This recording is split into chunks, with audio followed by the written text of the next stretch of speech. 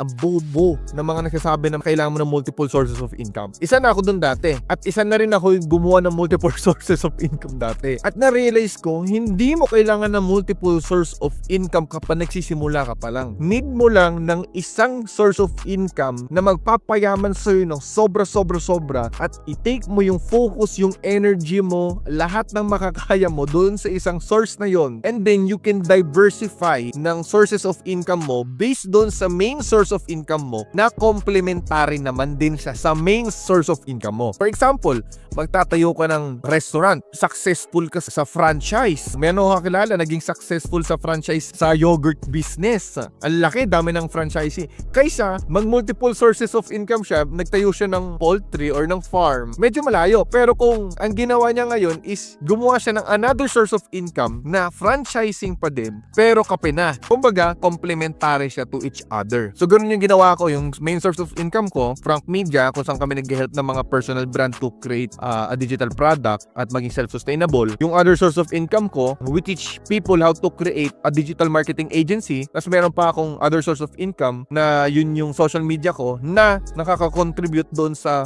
authority ko at credibility ko na nakaka-help mag-close ng clients. Kumbaga, lahat ng mga source of income ko at ng mga ibang mga totoong negosyante is magkaka-complement